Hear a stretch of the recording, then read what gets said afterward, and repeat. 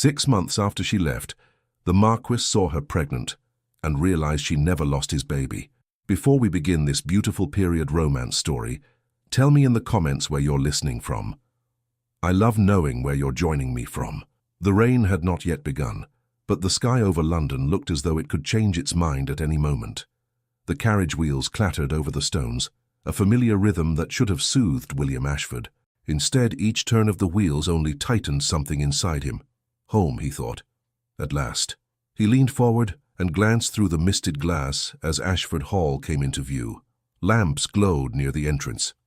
The stone lions by the steps watched as they had watched his father, his grandfather, every returning heir before him. For the first time in weeks, William felt that odd quickening in his chest that had nothing to do with business and everything to do with one young woman waiting inside.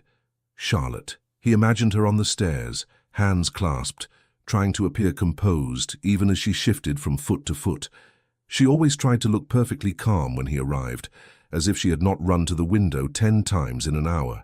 He had once caught her reflection in the glass, the first weeks of their marriage, her mouth forming his name before she schooled her face and turned with that shy little smile.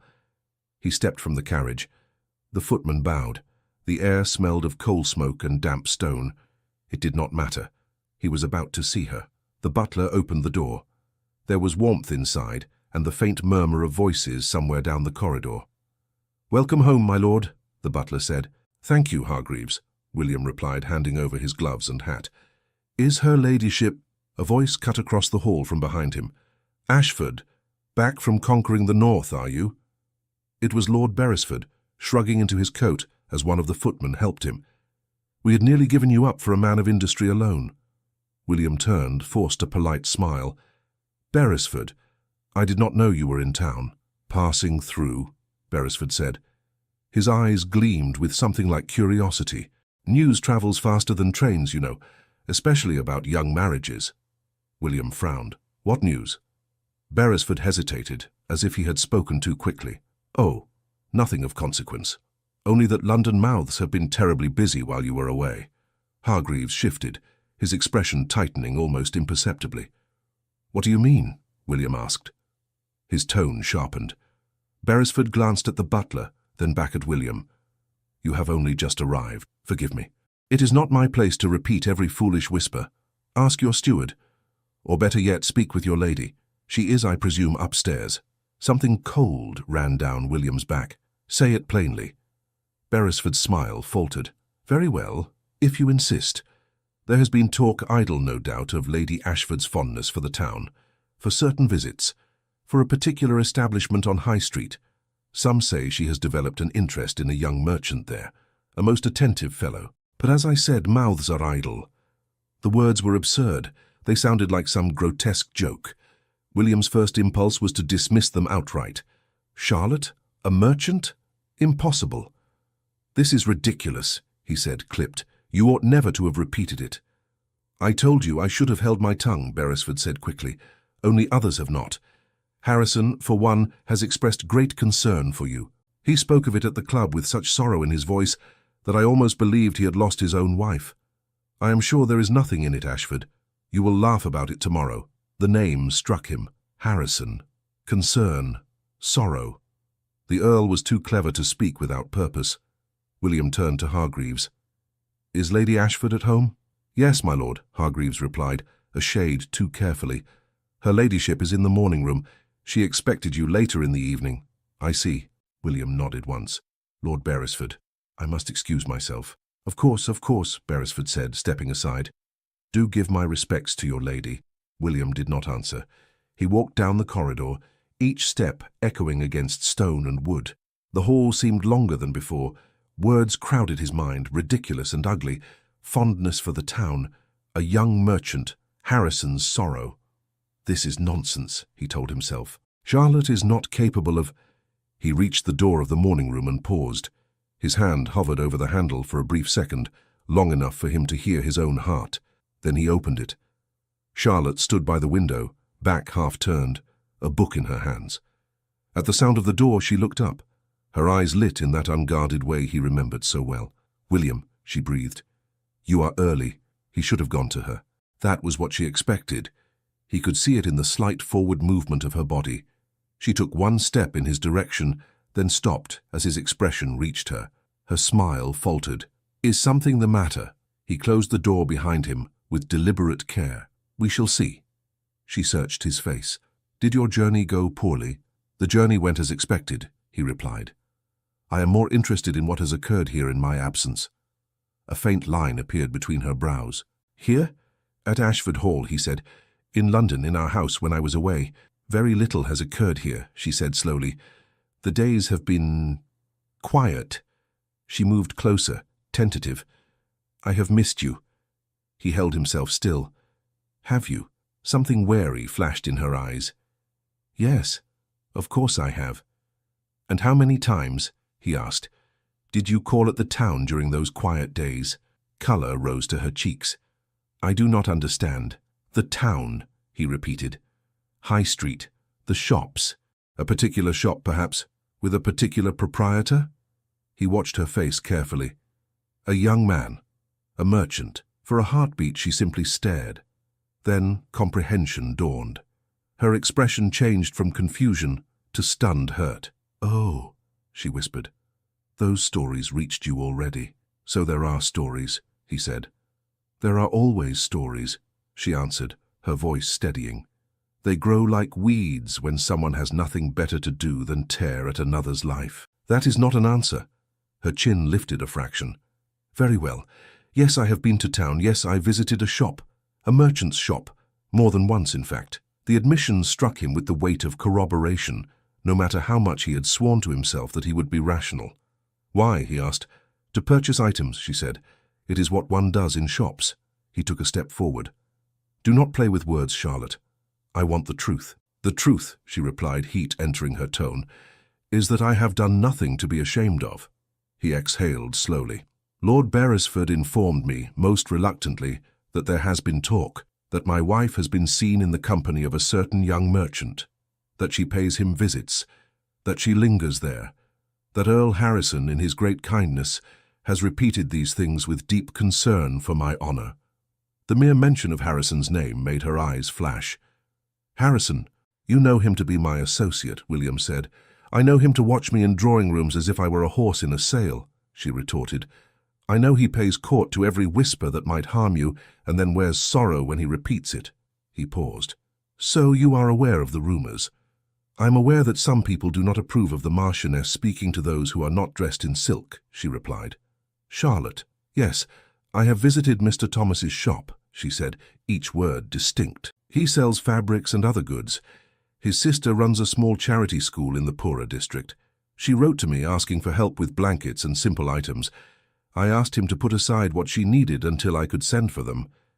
That is all." "How often?" 3 or 4 times, perhaps," she said. "I lost count. I did not imagine I must keep an exact tally for you." "Did you go alone?"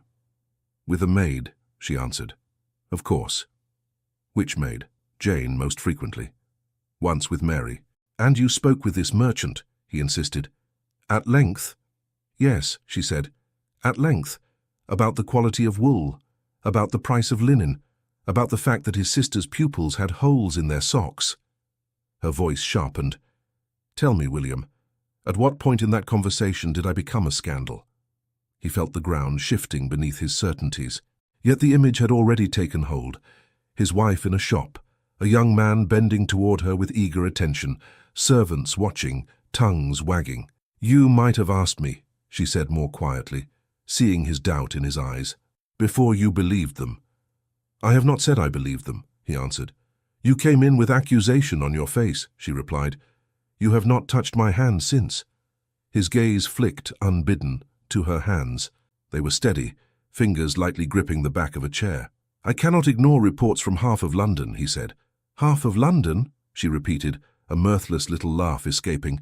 "I did not know I had become so fascinating. This is not amusing." "No," she said. "It is not." Silence stretched for a moment, thin and fragile. She broke it. "William, I have something to tell you. Something I had hoped to say before any of this reached you." She swallowed once, nerves fluttering around her words. "I thought to greet you with joy. Instead, I find myself defending my name." "What is it?" he asked. She moved away from the chair, one hand brushing briefly, almost unconsciously, across her middle. It was such a small gesture that in another mood he might not have noticed. Now, every detail struck him. "I am with child," she said softly. The world narrowed. He stared at her. "What did you say?" "I am with child," she repeated, a flush rising in her cheeks. "I saw the physician last week. He believes I am a little over a month along." A month? He counted backwards automatically. 1 month, a little more perhaps. His departure had been... He thought of the date, the day he had left, the week before it. There had been nights then, yes, but the numbers ran close, uncomfortably close, to the margin. He tried to dismiss it, tried to remember her exact words. A little over a month, a little, over. His mind, still tainted by all he had heard in clubs and corridors, seized upon the distance. "You are certain?" he asked. She blinked. "The physician is certain. I have been feeling unwell in the mornings, tired. It explains a great deal. And you did not think to write to me?" The question came out harsher than he intended. "I wish to tell you myself," she said quickly. "I wanted to see your face when I spoke. I thought you would be pleased." He was silent. "Are you not?" she whispered. He heard the question, heard the trembling hope in it, but the crowd in his mind shouted louder. Harrison's delicate concern, Beresford's reluctant gossip, the image of his wife walking into town, visiting a young man's shop again and again, a child conceived, perhaps, by another. He spoke slowly, each word heavy. "You say the physician believes you to be a little over a month along." "Yes." "And you began to feel ill when?" "A fortnight ago," she said, "perhaps a little more. And our last—" He stopped, unwilling to put the rest into words. "The last time I shared your room was the week before my departure." "Yes," she said, color deepening. "Do you truly need to have it laid out like a ledger?" He did not answer that. "William," she moved closer, lowering her voice as if gentleness might pull him toward her. "This is our child." The word struck him. Our. It should have filled him with gratitude, with sudden warmth. Instead, he heard only uncertainty. He took a step back. "Is it?" he said. She froze. "What do you mean?" "I mean," he replied, struggling to keep his tone level, "that the timing is curious. You visit a young man repeatedly in my absence. I am told you linger there. I return to find that you are with child and can give me only vague accounts of months and days, and I am expected to feel nothing but joy. You cannot think—" Her voice broke. "You cannot possibly mean to suggest that—" "I do not know what to think," he interrupted. "That is the difficulty." She stared at him, eyes wide, as if she had misheard. "We have been married barely a year. I have given you no cause to doubt me, none. I have never looked at another man with anything but courtesy. You know this." "I know what I see," he said. "I know what I hear." "You hear gossip," she said. "Poison poured into your ears by a man who profits when you fall. You see me doing what you have always claimed to admire, helping those who have less than we do. And now you stand before me as if you barely know me. Then explain why the entire city has formed an opinion of your conduct, while I am left ignorant," he said sharply. "Explain why I hear of your errands from men at the club rather than from your own lips." "Because I did not think it worth troubling you with the details of every blanket I purchased," she said. "Forgive me for believing you had greater concerns than whether I went to town on Tuesday or Wednesday." He ran a hand through his hair, frustration snapping at his composure. "This is not about blankets, this is about appearances. A marchioness does not repeatedly pay calls on a tradesman without remark." "He is not a suitor," she cried. "He is not—" "Can you swear," he cut in, "that there has been nothing between you that would give anyone the right to question your virtue?" Her mouth fell open. "You dare to ask me that?" "Yes," he said. "I do." She drew herself up, shoulders squared, though her hands trembled. "Very well, then. I swear before God there has been nothing improper between Mr. Thomas and myself. I swear that I have been faithful to you in thought and deed. I swear that this child is yours." He met her gaze. There was no flinch in it, no shift, only wounded outrage and a thin layer of fear. "You have always been a poor liar," he said after a beat. "If you are lying now, you have learned very quickly." Her breath hitched. "You still do not believe me." "I have been away for a month," he replied. You tell me you are with child for a little over that time. The rumor of your friendship with this man is on everyone's tongue. My business rival, who has every reason to wish me weak, comes to me with concern for my household. Forgive me if I require more than your indignation as proof." Color drained from her face, then flooded back with painful force. "More than my word," she repeated. "My word which you once called your surest comfort." "People change," he said, the words falling sharper than he intended. "Yes," she whispered. "They do." She turned away from him, one hand flying to her mouth as if to hold back a cry. For a long moment, the only sound in the room was the ticking of the clock on the mantel. Finally, she spoke without turning. "What would you have me do then? Deny the child? Pretend there is nothing within me? Send word to this miraculous Mr. Thomas that his supposed conquest requires his protection? Do not mock me," he said. "Mock you?" She spun back, eyes bright with unshed tears. "You accuse me of adultery and call it prudence. You doubt your own child and call it caution. You listen to men who love the taste of scandal and call it wisdom. Tell me, William, at which point may I begin to feel mockery is justified?" "Lower your voice," he said. "The servants will hear." "Let them," she replied. "It seems they hear everything else." He stepped closer despite himself. "You would drag our private matters through the house as well?" "Our private matters have already been dragged through every drawing room in London," she said, her voice shaking. "Not by me." He closed his eyes briefly, fighting the urge to shout, to shake sense into the air around them. This was not how his homecoming was meant to unfold. He had imagined many things on the journey back: her happiness, her nervousness, her surprise at some small gift he had purchased. He had not imagined this. His wife standing before him, tears in her eyes, swollen with his child, or another's. His child, he thought stubbornly. It must be. But the poison of suspicion was not so easily purged once swallowed. "If you had told me at once," he said more quietly.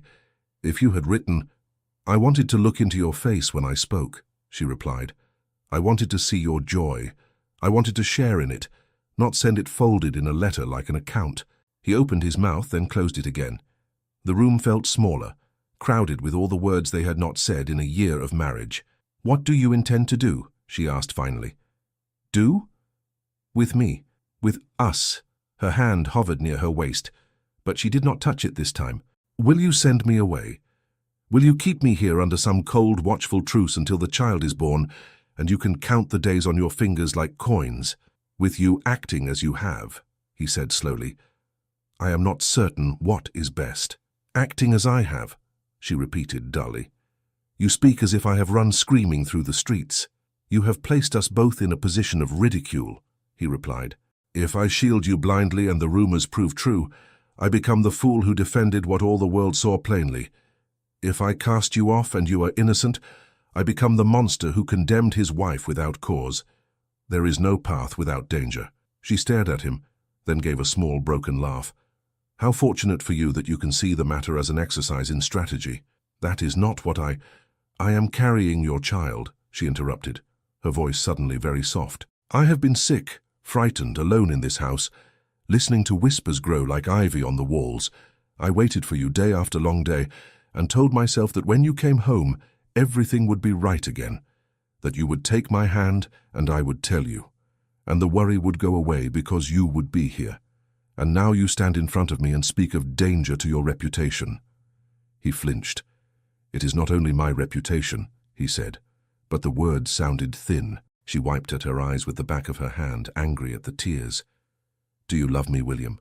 Or did you simply enjoy loving the idea of a young and obedient marchioness who would never trouble your peace with anything more than flower arrangements and quiet admiration?" He did not answer at once. He had never been good with such questions, with feelings that demanded to be named. He had always believed that his care for her was obvious in the life he provided, the courtesy he showed. Love to him was as much in the signed documents that secured her future as in the rare tender words at night. "That is not a fair question," he said at last. "On the contrary," she whispered, "it is the only question that matters to me." He looked away. "I think perhaps we should not say more tonight." "Of course," she said. "We would not wish your sleep to be disturbed by an excess of truth. Charlotte." She raised a hand, stopping him. "You have made yourself plain. You doubt me. You doubt our child. You require proof of what I know in my bones. Very well, I cannot argue you out of your own fear. It is not fear, he protested. Then it is worse, she replied. She moved toward the door, then hesitated. Her shoulders sagged for the first time since he had entered the room. I loved you, she said quietly. I married you, believing that whatever storms might come, we would face them together. I did not imagine that the first storm would be you. Before he could form an answer, she slipped past him and left the room. He stood there staring at the door after it had closed, her words echoing in the silence. He told himself he had only sought clarity, that any reasonable man in his position would have done the same. Yet the air felt heavy with something fouler than caution. Hours crept by. Dinner came and went, scarcely touched. He did not see her at table. Hargreaves murmured that her ladyship had a headache and had retired early. William nodded, though the explanation sat uneasily. Night deepened. He paced his study, the decanter on the sideboard untouched. From time to time he went to the window, looking out at the drive as if expecting something to arrive, though he could not have said what. At last he climbed the stairs. He hesitated outside her door, then lifted his hand to knock. His knuckles hovered for several seconds, but the words he needed refused to come. What would he say? That he believed her? That he did not? That he was sorry for the way his voice had hardened over shared fears? He let his hand fall. Tomorrow, he muttered to himself. We will speak tomorrow when tempers are cooler. He returned to his own room and lay down fully dressed on the bed. Sleep did not come easily. When it did, it was shallow, chased by restless dreams in which faceless men whispered in his ear, and Charlotte walked away from him, always just out of reach, the hem of her gown vanishing around corners. At some hour before dawn, he woke with a jolt, heart pounding. The house was quiet, the kind of deep stillness that comes only when everyone is asleep or gone. He rubbed his eyes, sat up, and listened. Nothing. A strange unease pushed him to his feet. He crossed the corridor to her room and knocked lightly. No answer. Charlotte, he called. Silence. He tried the handle. The door opened easily. The bed was made. Not simply unoccupied, but fully made. The sheets smooth, the coverlet pulled tight. Her dressing table, usually scattered with a few familiar objects, a brush, a ribbon, a small bottle of scent, was almost bare. The wardrobe doors stood open to reveal several empty spaces where gowns once hung. A chill spread through him. "Hargreaves!" he called, louder than he intended. The butler appeared in the doorway within moments, his face composed but pale. "Yes, my lord?" "Where is her ladyship?" William demanded. "Her room is—" He gestured helplessly. Hargreaves looked at the empty wardrobe, the bare dressing table, the perfectly made bed. His composure slipped for a second. "My lord, I had hoped you knew." "Knew what?" William's voice sharpened. "Her ladyship left at first light," Hargreaves said slowly. "She rose before the servants. Mrs. Porter found the side door unbolted an hour ago, and her ladyship's maid reported that her trunks were gone. There was a carriage summoned in the night, discreetly. We believed she had informed you." William stared at him, the words falling like stones. "No," he said, "she did not inform me." "There is this, my lord," Hargreaves added, producing a folded sheet of paper from his pocket. "It was on your study desk, with your name upon it. Mrs. Porter thought it best to bring it to you at once." William snatched the paper, his fingers clumsy. His name, written in Charlotte's hand, looked oddly distant. He broke the seal and unfolded the page. The letter was brief. She wrote that the events of the previous evening had shaken her more than she wished to admit. That in the hours after their quarrel, she had been seized by a violent agitation of the body and heart. She described pain, fear, and the terrible certainty that the small life within her had been lost. She wrote that she had bled and wept, and understood that nothing remained but sorrow. She told him she could not stay in a house where her word was worth less than a stranger's whisper. She released him from any duty toward her. She spoke of the child in past tense, as a little soul gone before it had a chance to draw breath. She wrote that it was better for him to think the baby dead than to spend his life doubting a living child. She asked only that he would, in time, forgive her for bringing him such grief. The last line wavered where the ink had blurred. "I loved you," she had written, "but I cannot remain where love is not believed." The letter slipped slightly in his hand. "When did she leave?" he asked, his voice low. Just before dawn, my lord, Hargreaves replied. The coachman said she took the road north, but he did not know the final destination. She asked that he tell no one until an hour after she had gone. William stood in the doorway of her abandoned chamber, clutching the letter that spoke of a lost child and a vanished wife, and he realized he had no idea where she had gone. For a long moment, William did not move. The letter crumpled slightly under his tightening fingers. The room around him, the empty wardrobe, the smooth bed, the silent hearth, seemed to tilt as if the house itself had shifted under his feet.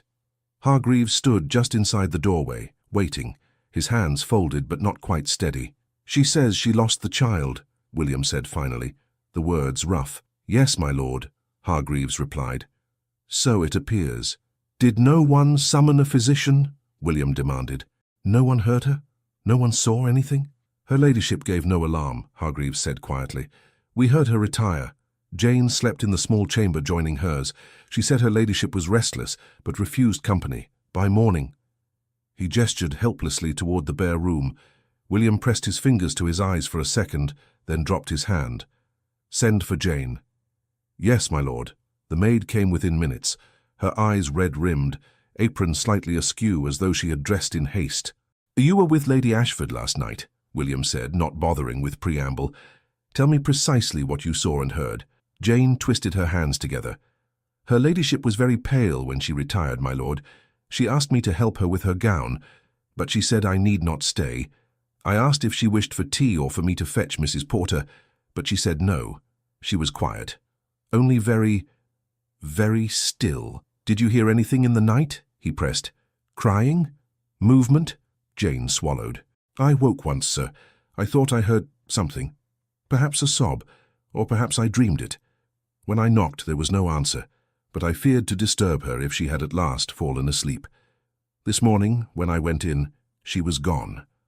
Only the bed, made as you see. I swear I thought she had gone to you, my lord. I did not know. Her voice broke.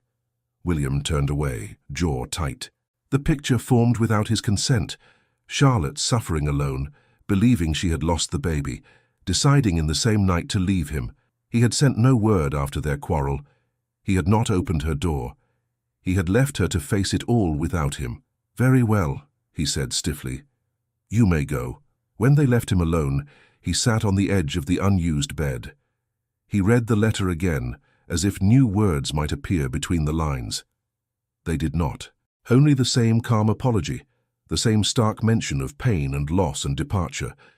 A child, their child, if she had spoken true from the beginning. No proof now, nothing but a letter and an empty house.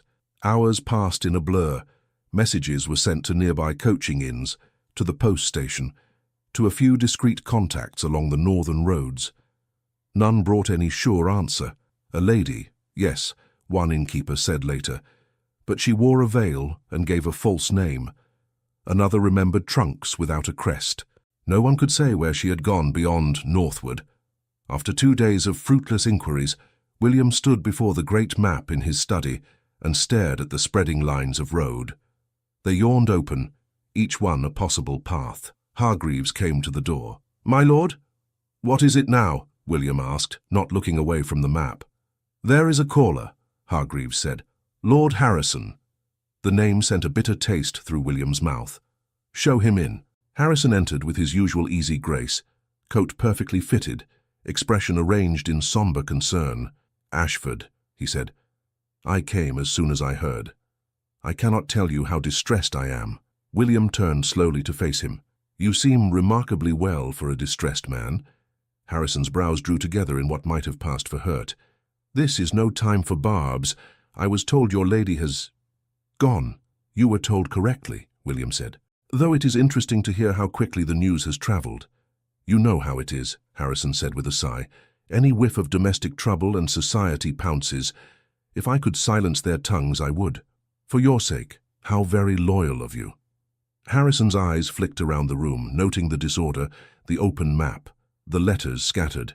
Have you any notion where she might have gone? If I did, William said, I would not be standing here. I see. Harrison took a step closer. May I speak plainly? By all means, William replied.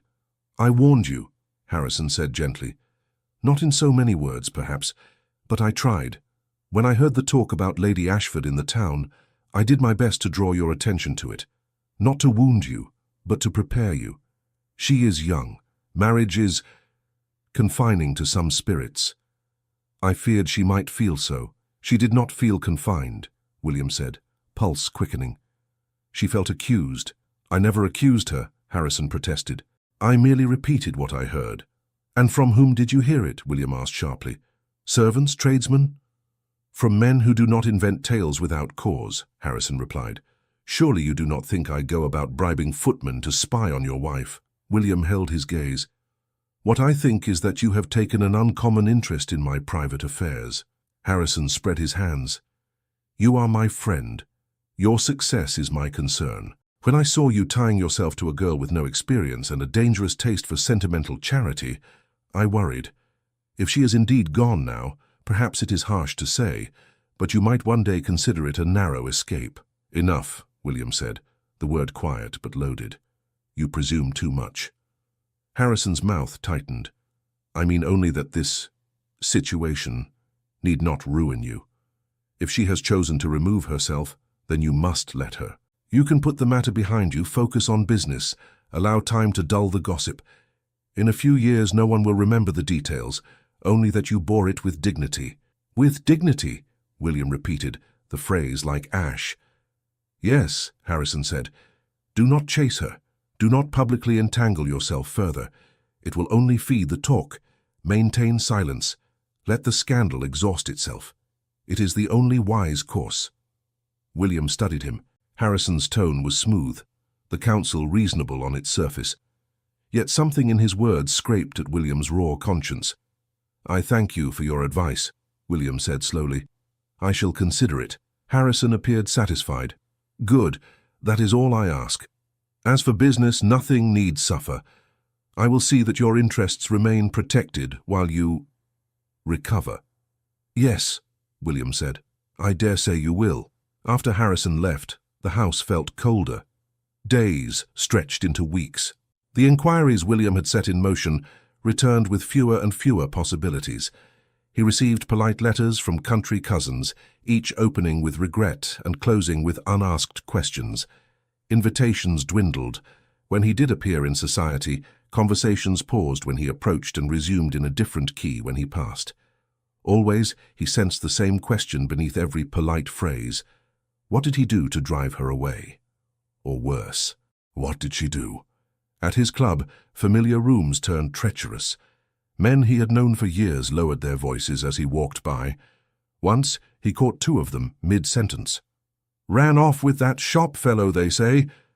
They broke off when they saw him, eyes wide with the sudden awareness of being overheard. Gentlemen, William said, stopping at their table, if you are determined to discuss my wife, you may do so in front of me. They fumbled compliments, protestations, assurances that they meant no harm. Of course, Ashford, one said. We only wondered. You need not wonder, William cut in. From this day, I will not hear another man speculate about Lady Ashford under my roof or in my hearing. Is that clear? They flushed, nodded, muttered apologies. The conversation turned to horses with a clumsy haste. Later, in a corner of the room, Beresford approached him again. You were severe, Beresford remarked. People are curious, you know. They will talk whether you forbid them or not. Then let them do it out of my sight, William replied. Beresford lowered his voice. Ashford, are you certain she is to blame? Women do foolish things when left too much alone.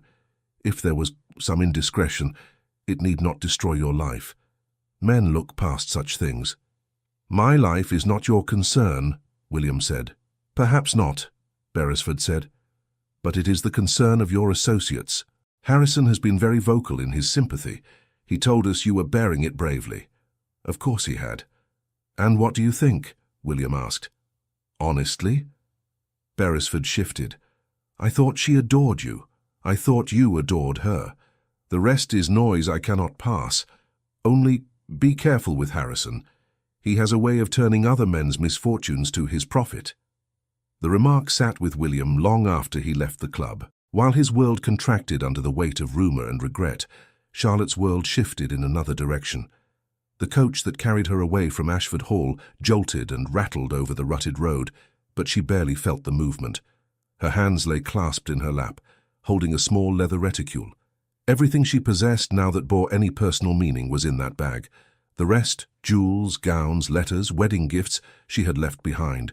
The older woman seated beside her in the coach watched her with worried eyes. Aunt Margaret had once been a frequent guest in her parents' house before their deaths. Now, a widow with modest means in Birmingham, she was the only relation Charlotte had felt she could turn to. "You are certain about this?"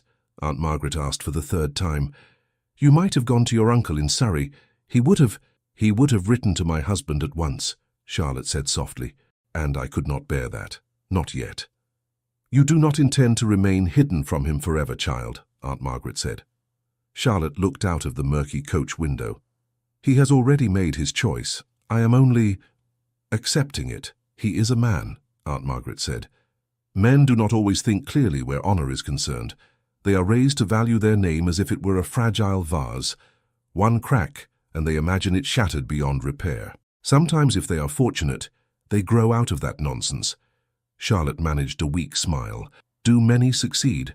"A few," Aunt Margaret said, "usually after they have broken the hearts of those they did not deserve." Charlotte pressed a hand to her abdomen, feeling nothing yet, not truly, only a hollow ache, as if the child were more idea than reality. "I may not even be with child any longer," she murmured. "Last night I was so certain. The pain was so sharp." "We will see a doctor as soon as we reach Birmingham," Aunt Margaret said. "You must not torture yourself with guesses." Charlotte nodded. "If there is no child, I will have lost both in one night.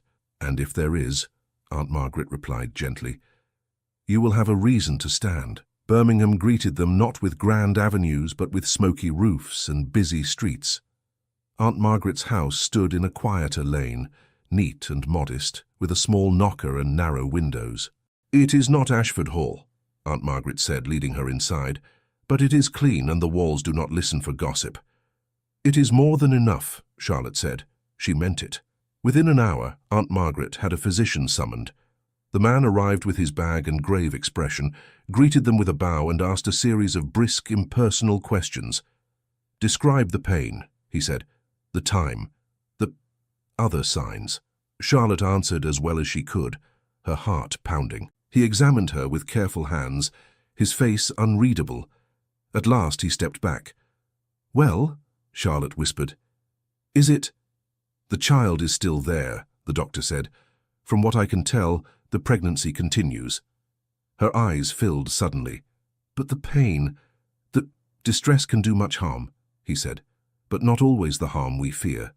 You must rest. You must avoid shocks. You must avoid upsetting news." Charlotte laughed softly at that. "I believe I have already had the worst news I can receive." "Then let us hope there are no more," he replied. "I will call again in a week." When he had gone, Aunt Margaret sat beside her on the small bed and took her hand. "You see," she said, "life clings when we least expect it." Charlotte wiped her cheeks. "He believes the child is a little more than a month along." "And what do you believe?" Aunt Margaret asked. "I believe," Charlotte said slowly, "that I have known it since before the physician said a word. I knew it when the room swam in Ashford Hall, and my hands shook and I could not bring myself to tell him for fear he would not. And then he did not." Her voice frayed. Aunt Margaret squeezed her fingers. "Child, listen. Whatever your husband has or has not done, this little one is yours. You will not face this alone. You have me. You have this house. You have your own strength, whether you feel it or not." Charlotte nodded, though her throat was tight. "What will people say when they see me like this? A woman alone, no husband, no explanation." "They will assume whatever suits their tastes," Aunt Margaret said. "Let them. You owe them nothing. You will be known here as my niece from the country, recently widowed. It is not the exact truth, but neither is it a cruelty. Those who matter will know you as I know you." "And how is that?" Charlotte asked, trying to steady herself with lightness. "As stubborn, impulsive, and entirely too ready to sacrifice yourself for others," Aunt Margaret replied, "but also kind and honest and undeserving of this nonsense." Charlotte gave a small, watery laugh. "You are very biased." "Indeed," Aunt Margaret said. "It is one of my best qualities." Life in Birmingham settled around them like a cloak. Days formed a pattern. Charlotte helped with small tasks, mending, ordering provisions, writing letters for Aunt Margaret's few clients who required neat hands. She kept out of sight when visitors came who might ask unwelcome questions. As her body changed, she learned to move differently. Stairs required more care. Chairs needed an extra cushion. Some mornings were worse than others. On those days, Aunt Margaret brought her tea and scolded her for trying to rise. In the streets, when she ventured out with her aunt, people looked and then looked away. Some nodded politely. Others allowed their gaze to linger a second too long on her rounded form. Once, as they passed a trio of women near the market, Charlotte heard a whisper behind a gloved hand. "Poor thing, no ring on her finger, men leave so easily." Aunt Margaret's back straightened. "Keep walking," she murmured. "I am not ashamed," Charlotte said, though her cheeks burned. "Nor should you be," Aunt Margaret replied. "If anyone should feel shame, it is not you." Yet at night, when the house was quiet and the aches of the day settled into bone and thought, Charlotte lay awake and traced the outline of her future in the dark. She imagined the child's face, though it shifted, sometimes bearing her features, sometimes what she remembered of Williams as a boy from the portrait in his mother's drawing room. She wondered what she would say when the child asked about its father. "He is alive," she whispered once, hand resting protectively over her stomach.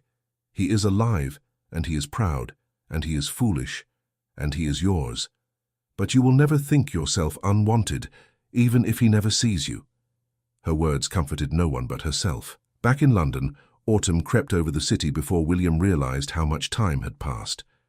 The house remained too quiet. Rooms once warmed by Charlotte's hesitant attempts at arranging flowers or moving chairs stood untouched. He avoided the morning room entirely. Her gown, which he had insisted Hargreaves leave hanging in a wardrobe for fear of finality, remained exactly where she had left it. His business affairs, however, did not pause. Harrison was everywhere, offering help, smoothing edges, suggesting advantageous ventures to distract him. "You must not dwell on what you cannot change," Harrison said one day in William's study, as they examined a sheaf of papers. "Come, here is an investment you should consider. Birmingham. Expansion. The city is growing. There is money to be made in coal and steel and rail." "Birmingham," William repeated without thinking. "Yes," Harrison said, "I have contacts there, but I cannot oversee everything myself. You, however, have an eye for figures. You might visit, look into the factories, speak with the men. It would do you good to remove yourself from London for a time." "And if my absence fans the flames of gossip?" William asked dryly. "Let them talk themselves hoarse," Harrison replied. "Better they tire of repeating old stories while you secure your future. When you return with profitable contracts, no one will remember anything else." William picked up one of the documents. Numbers marched across the page. Production costs, estimated returns, yields over time. It was straightforward, almost soothing. Profit did not change its mind overnight. Coal did not vanish because a man had said the wrong words in his own house. "I will consider it," he said. Harrison smiled. "Good. I will arrange letters of introduction. You need not thank me." "I did not," William replied. Harrison laughed as if it were a jest. That night, in the quiet of his study, William looked not at the investment papers, but at Charlotte's letter again. The words had been folded and unfolded so many times the creases had worn thin. He thought of the physician she had mentioned. She had written of pain and loss with such certainty. Yet something gnawed at him. She had always been dramatic in her feelings, intense. Could she have mistaken some spasm of grief for the worst? Could she have bled from fear and yet still carried the child? It was foolish to hope. Dangerous. And yet, he set the letter down. His gaze fell upon the Birmingham documents. "Birmingham," he murmured again. The idea formed slowly at first, then more strongly. He could go there under the excuse of business.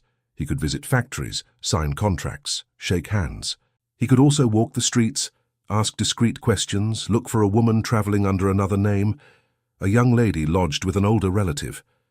It was a fragile plan, more wish than strategy, but it was something. He rang for Hargreaves.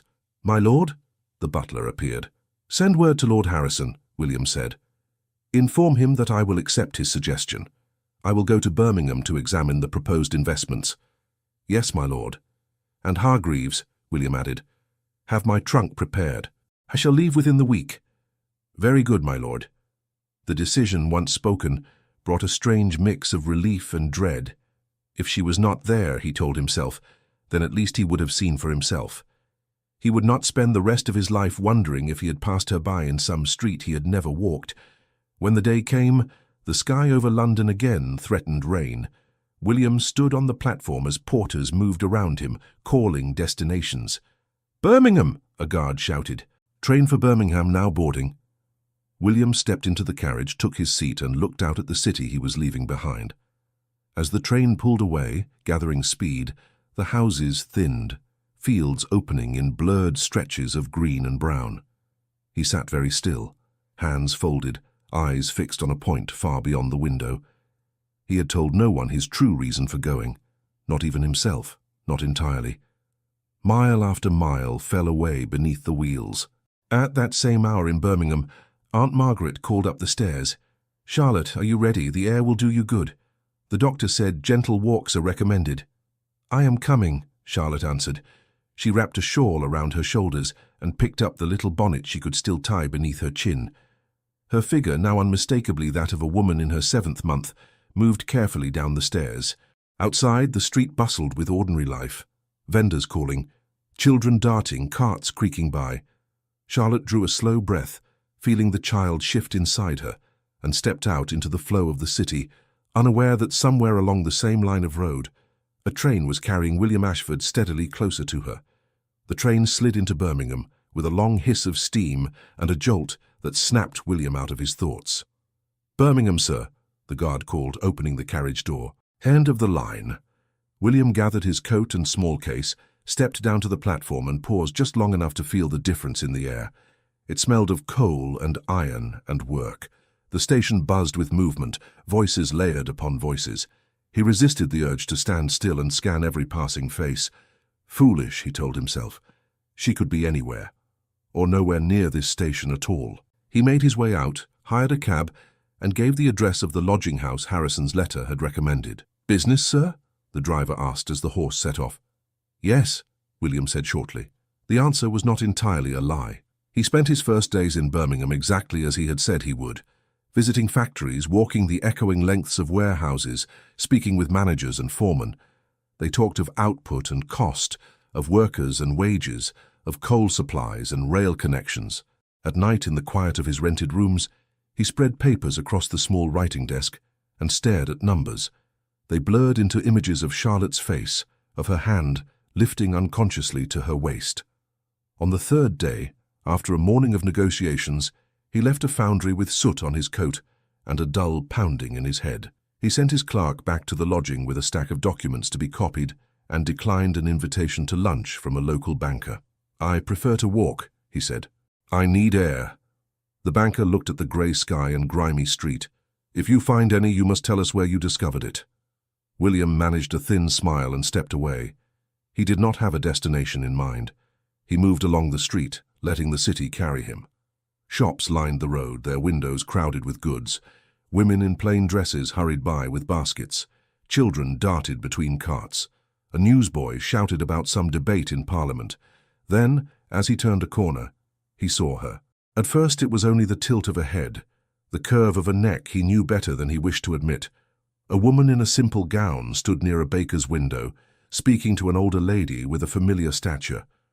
The younger woman's shawl was drawn close, but her profile was clear as she turned to laugh at something. His heart stuttered. No, he thought. It cannot be. She shifted slightly, taking a step back from the window. The shawl slipped just enough that he saw the full curve of her body. He stopped in the middle of the street. Her figure was unmistakable, the rounded fullness of advanced pregnancy, the way her hand rested lightly at the base of her back. Not the faint swell she had shown him in London, barely past the 1st month. This was the body of a woman 6-7 months along, carrying a life that had never been lost, Charlotte. He did not realize he had spoken her name aloud until a passer-by glanced at him. He moved without thinking, crossing the street. A cart rumbled by, forcing him to pause, but he kept his eyes on her. The older lady had turned away toward the greengrocer. Charlotte stood alone for a moment, adjusting the shawl again, unaware. "Charlotte," he said when he was close enough. She stiffened. The sound of her name in that voice in that city seemed to freeze her. Slowly, as if afraid the vision would vanish if she moved too quickly, she turned. Her eyes met his and widened. Color drained from her face, then returned in a rush. "William," she whispered. For several seconds neither of them spoke. The noise of the street faded around them, muffled by shock. He took in every detail, the new lines around her mouth, the slight roundness in her cheeks, the way her hands flew instinctively to her abdomen as if to shield it. "You are alive," he said, because it was the only coherent thought that reached his lips. "So are you," she replied, voice low. "I suppose that makes us both fortunate." His gaze dropped to her middle. "You told me you lost the child." She flinched. "This is not the place." "No," he said, hearing the strain in his own voice. "It is not, but I cannot pretend it is nothing. You are pregnant," she finished quietly. "Yes." He swallowed. "How long?" Her eyes sharpened. "You wish to count the weeks like a lawyer counts clauses." "Charlotte," he said, "please." She hesitated, then exhaled. "The doctor believes I am near my 7th month. 7 months. He did not need a calendar. His mind did the arithmetic in an instant. 7 months back from now put conception firmly in the period before his departure. Long before any whispered visits to merchants, long before any time away. The world tilted for him this time. "It was always mine," he said, barely more than a breath. "I told you it was," she replied. "You chose not to believe me." He closed his eyes for a brief moment. When he opened them, she was still there, still real, still carrying the child he had mourned as dead. "May I speak with you somewhere less public?" he asked. "Your companion." "My aunt," she said. "Your aunt," he repeated. "Will she permit—" "She will object," Charlotte said, "but she will not forbid me. I am not a child, whatever you once believed." He almost said, "I never thought you a child." The words felt hollow in his throat. She glanced around, then nodded toward a side street. "There is a small park 2 streets over. Not grand, but quieter. Walk ahead, I will follow with Aunt Margaret and tell her I need a few minutes." "I will wait," he said. He moved as she directed, his legs curiously unsteady. The park was little more than a square of green with a few benches and thin trees, but it offered a shelter from the main street's bustle. He sat on one of the benches and stared at his hands. She arrived a few minutes later, walking slower now. Her aunt hovered behind her, eyes sharp as she took in William. "Lord Ashford," Aunt Margaret said, dipping a brief curtsy. "I had hoped never to make your acquaintance." "Then we are both disappointed," William replied. Charlotte gave her aunt a look. "Please, Aunt, only a little while." "I will be just there," Aunt Margaret said, pointing to another bench within clear sight. "If he upsets you, I will not hesitate to intervene." "Aunt," Charlotte murmured, but there was gratitude in her eyes. Aunt Margaret walked away, but remained close enough to watch. Charlotte lowered herself carefully onto the bench beside William, leaving a polite space between them. She adjusted her shawl again, then stilled her hands. He spoke first. "I received your letter. I believed what you wrote, that you had lost the baby." "So did I," she said. "That night, at least. I thought the pain meant the worst had happened." "And later?" he asked. "Later, when I reached Birmingham, the doctor said otherwise," she replied. "He examined me. He said the child was still there, alive. He warned me to rest, to avoid distress." She gave a short, humorless laugh. "You see how well I have done with that." "And you chose not to write again," he said. "You chose to let me think the child was gone." "Yes," she said simply. "Why?" His voice cracked slightly. "Why would you do that?" She turned her head and looked at him fully. "Because you had already made clear what you thought of me. You doubted my word, my character, my fidelity, and the child I carried. If I told you the baby lived, you would spend the rest of its life looking at it with questions in your eyes. Every time you counted days or remembered some whispered rumor, you would wonder. I would not subject my child to that. Better you mourned a ghost than mistrusted a living, breathing person." "It was never a ghost," he protested softly. "It was my—" "Say it," she said. "Say the word." He swallowed. "Our child." She looked away. "I was wrong," he said. "Yes," she replied. "You were. I have no excuse," he added. "Only fear and pride and a foolish trust in men who did not deserve it. That is an excuse, she said. Not a good one, but an excuse. He leaned forward, his hands clasped tightly. When I saw you just now, I realized at once that I had done you an unspeakable wrong, that I let poison in and let it speak louder than your voice. I cannot undo that. But I can ask, will you allow me the chance to make amends? To support you at least? To be near when the child is born? She shook her head faintly. You cannot simply appear in Birmingham and decide to resume the parts of marriage that suit you. Life is not arranged so conveniently. I do not expect convenience, he said quickly. I expect difficulty. I expect you to distrust every word I say. I cannot blame you, but I will take any scrap of opportunity you give me. Why? She asked sharply. Because you have suddenly discovered that the scandal might not be quite so ugly if the child is truly yours? Because your name will not be as stained? He flinched. Because I never stopped. He broke off, choosing his words carefully. Because I cannot bear the thought that you will face all of this alone. Because I have come to understand that I valued my honor more than your heart, and that in doing so, I lost both. She was silent for a moment. You say these things now. Where were they when I stood in front of you in our house, terrified and hopeful, and told you I was carrying your child? In the wrong place, he said quietly. Buried under years of being told that a man's name is fragile, as your aunt says, that if he is made a fool he never recovers. I listened to that and not to you. I am ashamed of it. You should be, she said. They sat with that between them. He cleared his throat. Have you been well apart from the obvious? She finished. I have been as well as one can be when half the world believes one abandoned one's husband and the other half assumes one was cast out in disgrace. The house is small, but it is kind. My aunt has been generous beyond measure. The city is loud, but I have found a sort of rhythm. Do people know who you are? He asked. Here. She shook her head. To the neighbors, I am Mrs. Charlotte Mercer. A widow. It is simpler that way. Mercer, he repeated. A harmless name, she said. Do you object to it? I object, he said slowly, to a world in which you feel safer as a fictitious widow than as my wife. That world is the one we live in, she replied. We cannot wish it away. He looked at her rounded form again, the unmistakable evidence of life. May I ask, how has the pregnancy been? He ventured. Any illness? Has the doctor said? The doctor says the child is strong, she said. I am tired. My back aches. I scarcely sleep through the night. I am alternately ravenous and unable to look at food. In short, I am exactly as any woman in my condition might be. And you have faced all of it without me, he said. Yes, she answered. He reached out, then stopped himself, his hand hovering in the air between them. May I? She looked at his hand, then at his face. The struggle in her eyes was visible. At last, very slowly, she moved his hand to rest lightly against the side of her belly through the shawl. He had touched her like this before, but never with this awareness. Under his palm, there was a firm, unfamiliar curve. For a few seconds, there was nothing. Then a faint movement, a shift as if the child had turned. His breath caught. Did you feel that? Yes, she said softly. He swallowed. Little one, I am your father. I do not deserve the title at present, but it is mine nonetheless. I have been a coward.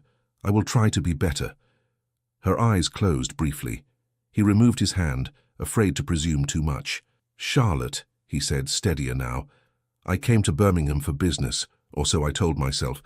Harrison suggested it. He has investments here, but the moment I saw the name of the city, I thought, perhaps I could find you. I did not truly believe I would, and yet here you are.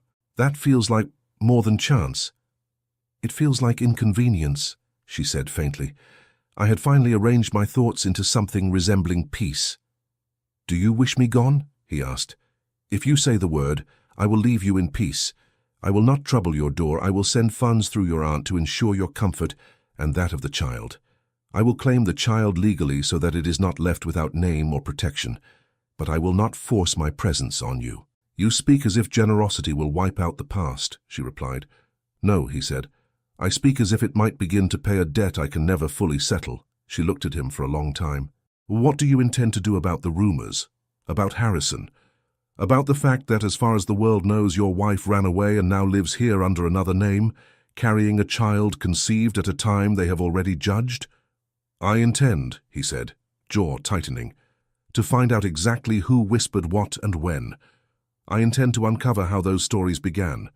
I intend to hold accountable anyone who profited from blackening your name. I have already begun to suspect that Harrison's concern was far from innocent. Suspect, she echoed. Only suspect? I have no proofs yet, he admitted. Only a pattern, his eagerness to bring me tales, his delight in advising silence, his insistence that I not seek you. And you trusted him more than me, she said, not accusing now, only stating. Yes, he said quietly. I did. I regret it more than I can say. You cannot undo what has been done to my reputation, she said. Even if you march into every drawing room in London and declare me a saint, they will remember the scandal longer than the correction. Perhaps, he said, but I can refuse to let the lie stand unchallenged. I can stand beside you instead of behind men like Harrison. You speak as if we stand together already, she replied. We do not yet. I know, he said. I will not pretend otherwise. Aunt Margaret approached then, her steps brisk. Charlotte, she called, you have been out long enough. You must not tire yourself. Charlotte rose slowly. We are finished, Aunt. That remains to be seen, Aunt Margaret said, glancing between them. Lord Ashford, I cannot pretend I am pleased to see you. But I will not deny that my niece has long carried a weight you placed upon her shoulders. If you truly wish to lighten it, you have much work ahead. I am aware, he said. Words are easy, Aunt Margaret said. Actions are more costly. I will be watching. I welcome it, William replied. Charlotte tightened her shawl. I must go. The doctor will scold if I overexert myself. May I call tomorrow? William asked quickly. At the house. To speak with you and your aunt more properly. She hesitated, glancing at Aunt Margaret. We will receive you, Aunt Margaret said.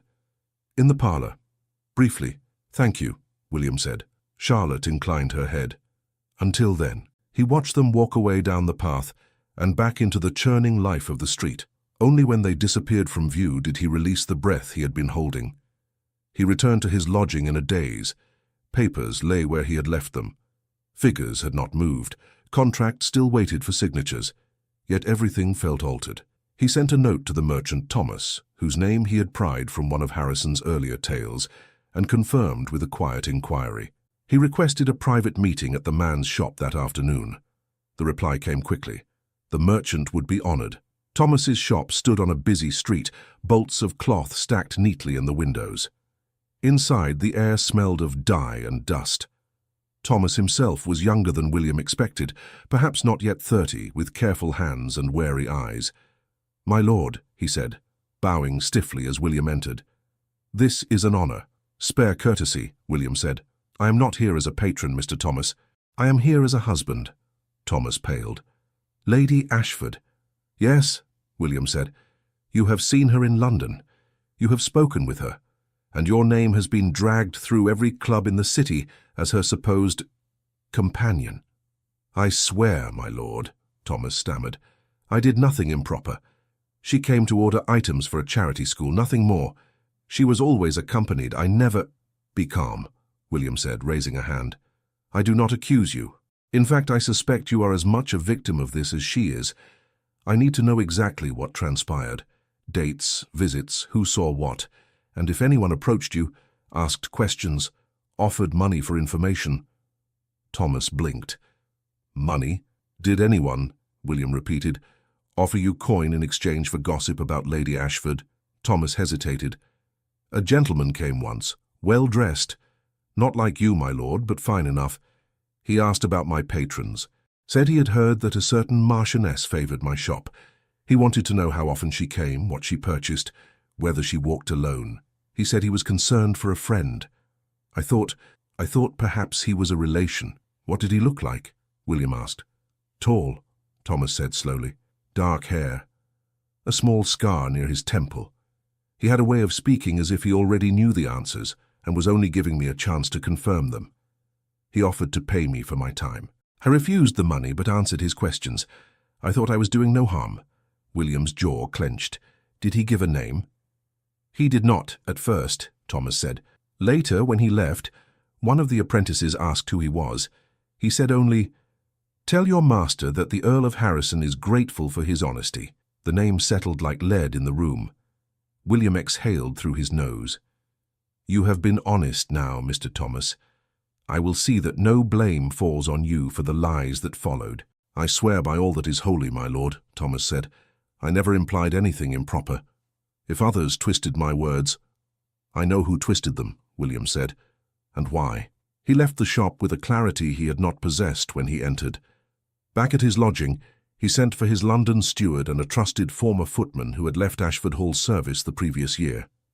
He had heard rumours that certain servants had been bribed for gossip. Now he needed names. The steward arrived the next day, dusty from travel, carrying notes and ledgers. The former footman James came with him, hat in hand, nervous. "You asked for those servants' accounts, my lord," the steward said, spreading papers on the table. There were unusual deposits made into the accounts of 2 maids and a footman around the time the gossip began, sums far beyond their wages. "Who made the deposits?" William asked.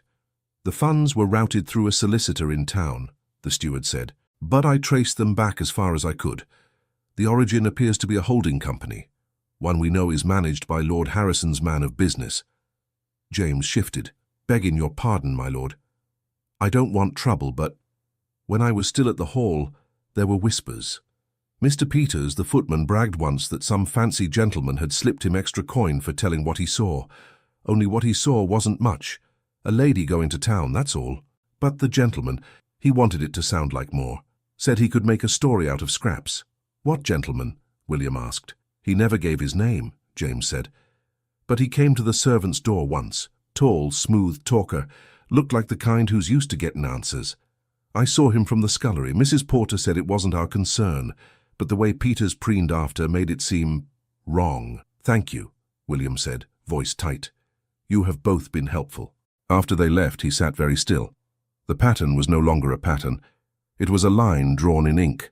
Harrison seeking gossip, paying servants, twisting visits to a shop into a tale of adultery, then delivering that tale with sorrowful eyes to a husband primed by pride to believe the worst. Toward evening, as he was considering his next move, a note arrived from Harrison himself. "My dear Ashford, I am in Birmingham for a few days to finalize certain arrangements. I am delighted to hear that your inquiries go well. Might we dine together this evening at my hotel? There is much to discuss. Yours, etc. Harrison." William stared at the neat handwriting for a long moment, then nodded to himself. "Very well," he murmured. "Let us discuss." The hotel dining room was well appointed, the sort of place where businessmen congratulated one another over heavy meals. Harrison rose from his table as William approached, smiling broadly. "Ashford," he said, "you look improved already. The Birmingham air agrees with you." "It has a certain sharpness," William said, taking his seat. Clarifying. Harrison signaled for wine. "How go the factory visits? Have you found my recommendations sound?" "In some respects," William said. "In others, I have discovered unexpected details." Harrison raised an eyebrow. "Oh?" "For example," William continued, "in the course of my inquiries, I happened to visit a modest shop. The proprietor remembered a well-dressed gentleman who asked many questions about one of his patrons. A marchioness. My wife." Harrison's smile did not quite reach his eyes. "Curious. People do talk." "This gentleman," William said, refused to give his name. Only when leaving did he mention quite distinctly that the Earl of Harrison was grateful for his honesty. Harrison's fingers tightened on the stem of his glass. "I see. Furthermore," William said, "financial records show that certain servants in my house received generous sums from a company connected to your affairs. Around the same time, rumors about my wife and this shopkeeper began to spread. You later came to me, full of concern, to repeat those rumors and advise that I do nothing, that I remain silent, that I let the scandal settle." "Ashford," Harrison said, attempting a laugh, "you are spinning a rather wild theory out of thin threads. You know as well as I that servants gossip for free. There is no need to pay them." "And yet you did," William said. "You paid for scraps and turned them into a story sharp enough to cut my marriage in two." Harrison's expression hardened. "Even if that was so, which I do not admit, no one forced you to believe anything. You looked at your wife and saw enough doubt to fill an ocean. Do not lay that at my door. I will lay at your door what belongs there, William replied. You saw an opportunity to weaken me. You took it. You manipulated the people under my roof. You paraded your false concern before our acquaintances. You suggested this trip now, under the guise of business, perhaps hoping that distance would keep me from examining the matter too closely. And if I did, Harrison said, the mask slipping fully now. What of it? This is the world we inhabit, Ashford. Men compete. Fortunes rise and fall. You were careless, sentimental, infatuated with a girl who did not understand her place. I merely hastened what would have occurred in time. William leaned in, his voice low but controlled. You did not hasten anything. You engineered it. You poisoned every well around me and then pretended to offer clean water. Harrison's eyes glinted. Be careful. Accusing a man of such things without proof can be dangerous. For you, I have enough proof to satisfy myself, William said. And soon I will have enough to satisfy others. Others? Harrison echoed. Yes, William said, the men whose capital you seek, the families whose daughters you flatter at balls, the circles where my word carries weight. They will know what you are. I may have been blind once, I will not remain so. You will ruin yourself, Harrison said sharply. Do you imagine society will thank you for airing domestic filth in public? They will see a man too weak to manage his own household, a husband so dominated by his wife that he attacks his friends for her sake. If that is how they choose to see me, William said, so be it. Harrison studied him. You would throw away alliances, investments, friendships built over years. For what? For a woman who left you. For a child you thought was not yours until yesterday. For a woman I wronged, William corrected.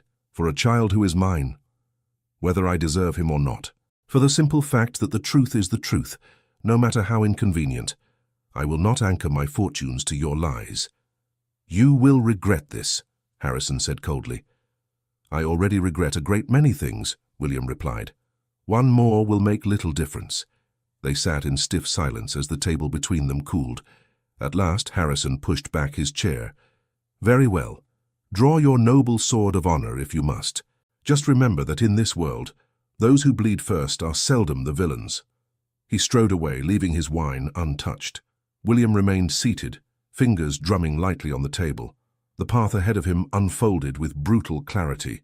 Confrontation, public and private, severed business ties, rumors redoubled as Harrison defended himself and painted William as unstable. It would be costly.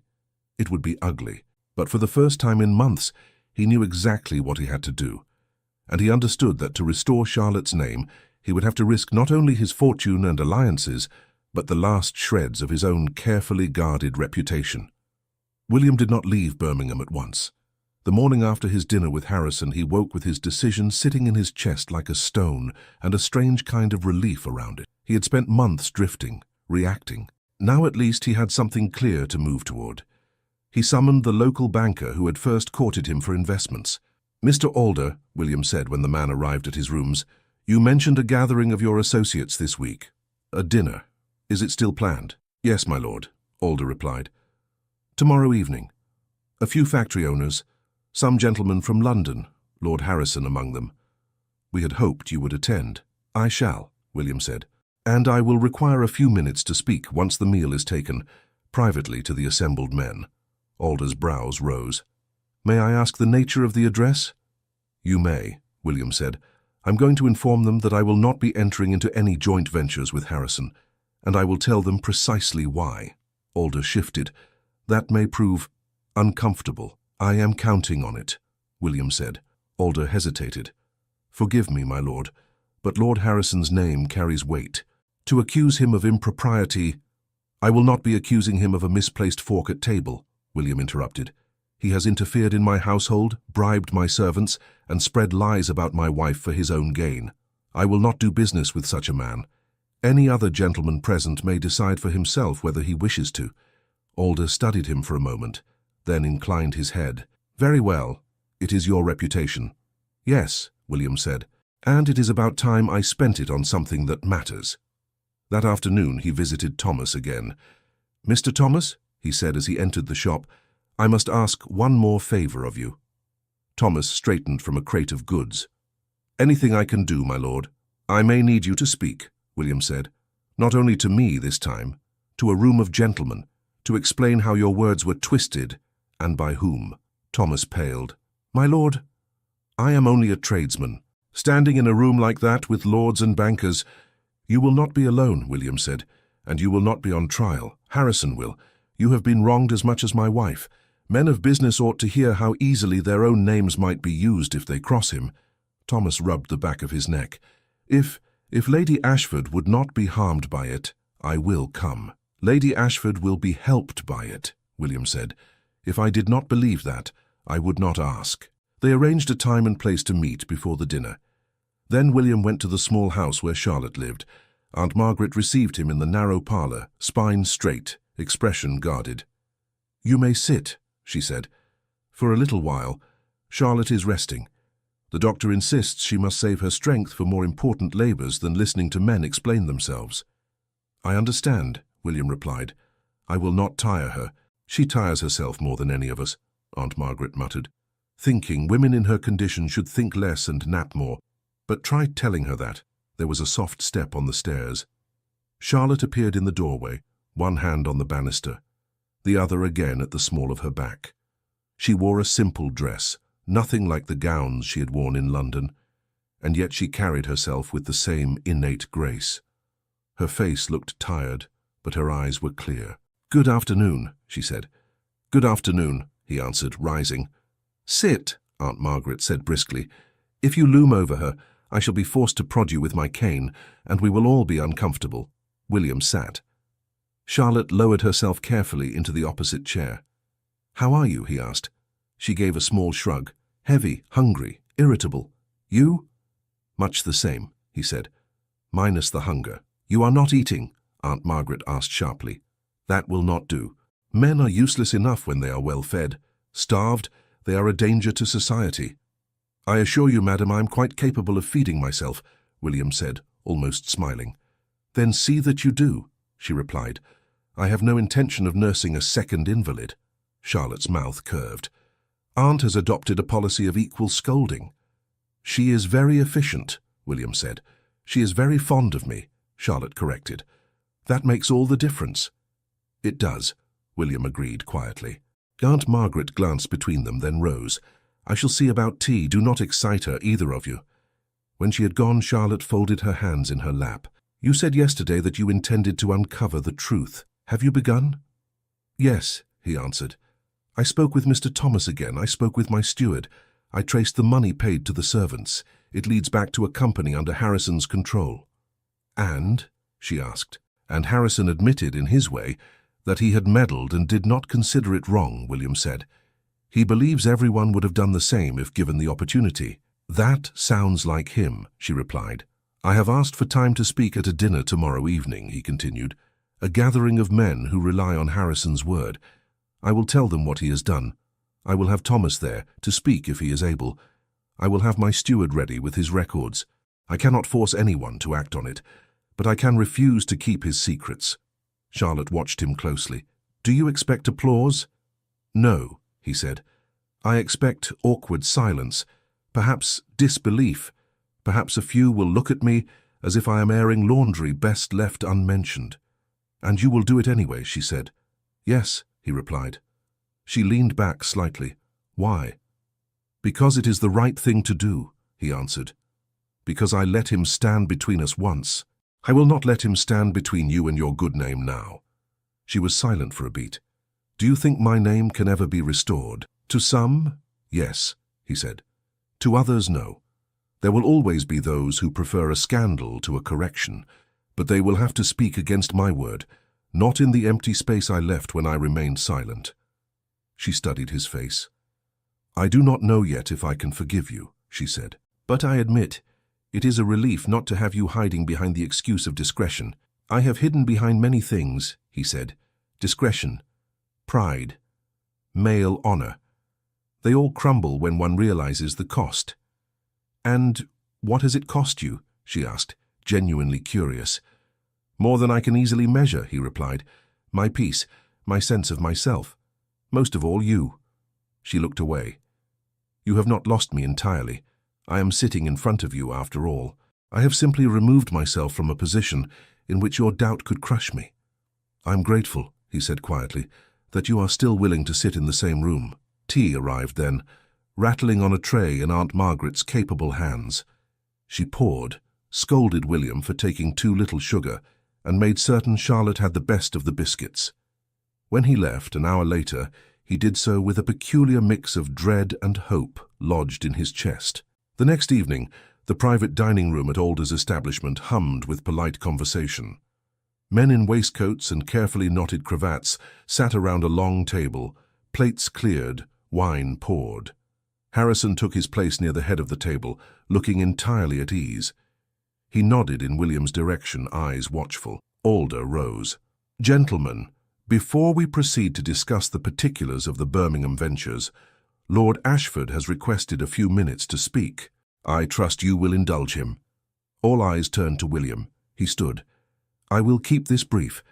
Some months ago, many of you heard tales of trouble in my household. Some of you repeated them. Some of you offered condolences. I said little, trusting that silence would do less harm than explanation. I have since learned that my silence served only one man. And it was not me." A murmur ran down the table. "I was informed," William continued, "that my wife had formed an attachment to a tradesman, that she visited his shop improperly, that she betrayed me. These reports did not arise naturally, they were cultivated. Servants were offered money to speak of her. A shopkeeper was pressed to answer questions. His neutral statements were twisted into insinuations. These scraps were then delivered to me with grave concern by a man I believed to be my friend." Harrison's voice cut across the room. "Ashford, this is hardly—" "You will have your turn," William said, without raising his voice, "if any here wish to hear it." Alder's gaze flicked between them.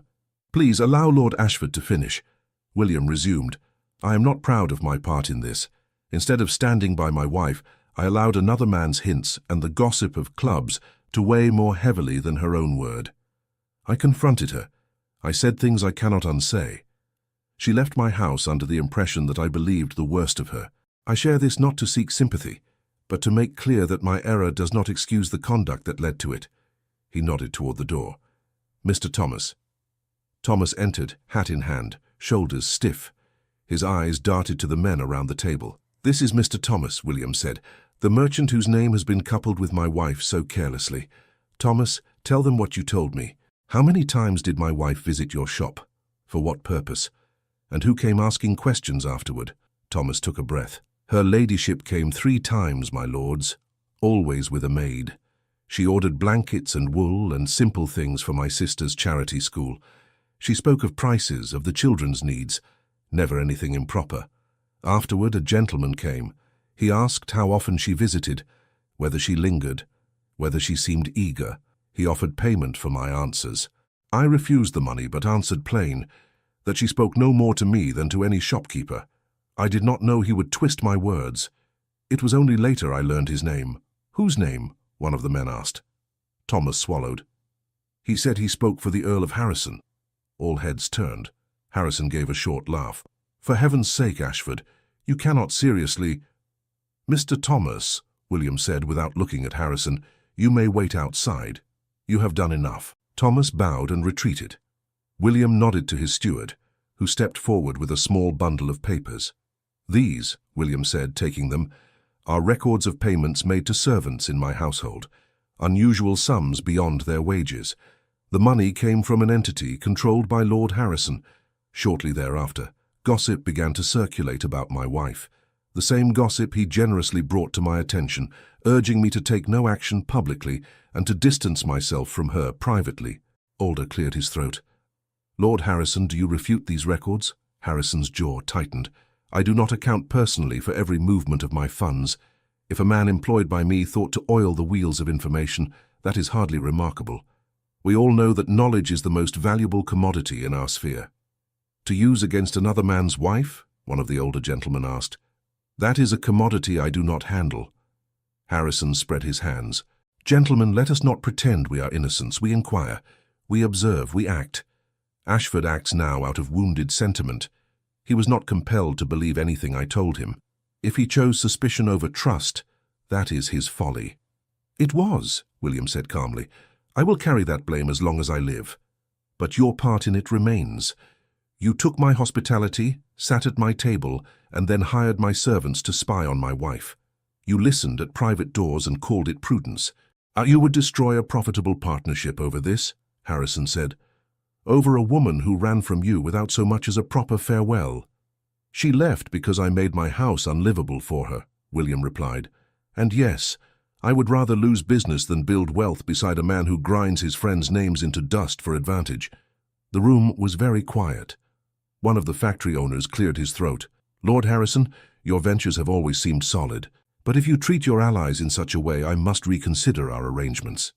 Another added, "I prefer partners whose word does not come at the expense of their wives." Alder looked between them. "We need not decide everything tonight, but it seems clear that there are concerns." Harrison's gaze found William's. "You will regret this," he said again under his breath. "I regret only that it took me so long," William answered. He sat down. The conversation that followed was strained, but business eventually crept back in. Men did not abandon profit overnight. Yet William could see in the set of their mouths, in the new caution in their eyes when they glanced at Harrison, that a shift had begun. Later, as he stepped out into the cool air, Alder joined him. "You have made an enemy," Alder said. "I had one already," William replied. "I simply chose to stop pretending otherwise." Alder nodded slowly. "Your wife is fortunate." William looked at him surprised. "She might disagree."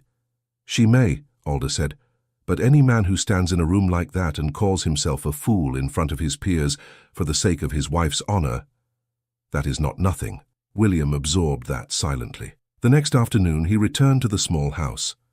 Aunt Margaret opened the door with a look that was almost expectant. "Well?" she demanded before he could speak. "Did you do what you promised?" "I did," he said. Harrison did not like it. "I imagine not," she replied. "Come in." She has been pacing more than is good for her, waiting to hear. Charlotte was in the parlor, standing near the window. She turned as he entered. "You went," she said. "I suppose that is obvious, or you would not be here with all your limbs intact." "I went," he confirmed. "I spoke. Thomas spoke. My steward presented the records. Harrison attempted to dismiss it all. Some believed him, some did not, but they all heard it." "And you," she said. "What did you say of yourself?" "That I behaved like a fool," he replied. "That I failed you. That I let others' opinions matter more than your truth." Her lips pressed together. "That must have been difficult." "Humiliation rarely comes easily," he said, "but it was necessary." "Did you speak my name?" she asked. "Or did you speak only of my wife?" "I spoke your name," he said, "more than once. I told them that Lady Charlotte Ashford had done nothing to merit the talk that stained her, that any man repeating it now would be doubling a wrong that has already cost enough." She sat down carefully. "I never expected you to do that." "I did not expect myself to, if I am honest," he said, taking the other chair. "The man I was 6 months ago would have thought it unthinkable. He would have muttered about privacy and dignity and borne the whispers for years instead of raising his voice. He would have preferred a quiet life with a tarnished truth." "And the man you are now?" she asked. He looked at his hands for a moment, then at her. "He has seen what that quiet life looks like. Empty rooms, letters folded and unfolded until the ink wears thin, knowing that the last words he spoke to the woman he loved were words of doubt. There is no dignity in that." Her breath caught slightly at his use of loved. "You say that word now," she said. "Where was it before?" "Locked behind my teeth," he said. "I thought you knew. I thought actions were enough. But what good are actions if they are choked by pride and never named? I loved you when we married. I love you now. The difference is that now I am willing to let that love overturn things I once thought immovable." She held his gaze. "You cannot expect me to simply hear that and fall back into your arms." "I do not dare expect it," he said. "I hope for it, but I'm prepared to wait as long as you need." "Wait for what exactly?" she asked almost sharply. "What is it you want from me, William? Be plain." "Plainly, then," he said, "I want my wife back. Not as she was, afraid to trouble me, eager to please, holding back her thoughts for fear of offending my sense of order. I want you as you are now. Angrier, perhaps, stronger, clearer about what you will and will not accept. I want you in my house, yes, but more than that, I want you in my life. I want to be there when our child is born, and when he takes his first steps and when he asks difficult questions, we must answer together." She blinked rapidly. "You speak as if that is all so simple." "It is not simple," he said. "It may never be simple again, but it is true." "And if I say no?" she asked. "Then I will accept it," he said, though the words cost him. "I will not drag you back by law or pressure. I will ensure you are provided for. I will visit only when you allow. I will send for our child as often as you permit. I will live with the knowledge that I earned your refusal." Silence settled between them again. Aunt Margaret, in the doorway, watched with narrowed eyes, but did not interrupt. "I do not want to raise this child alone," Charlotte said at last, voice low. "I am not ashamed of that. I am tired already, and he is not yet here. The idea of nights and days and years without help frightens me, but the idea of returning to a version of my life in which I bite my tongue and walk on eggshells to spare your pride frightens me more." "I do not ask you to bite your tongue," he said. "I ask you to use it, loudly if necessary. If I begin to slip back into old habits, I expect you to drag me out of them, preferably with fewer letters of departure." Her mouth quirked despite herself. "You think you can change so quickly?" "No," he said. "I think I have begun. I think the rest will take time. I would like you to be there to see whether I succeed, but if you choose not to, I will still continue. Because the man I was cannot be allowed near you or our child. Not again." She looked down at her hands, then at the curve of her belly. "He has been very active today," she murmured, "as if he knows something is unsettled." "He?" William asked softly. "The doctor refuses to say," she replied. "I have decided to call him he, simply to avoid speaking of it all the time." "May I?" he asked, gesturing. She nodded, and he moved to kneel beside her chair, placing his hand gently where she guided him. A moment later, a firm little kick met his palm.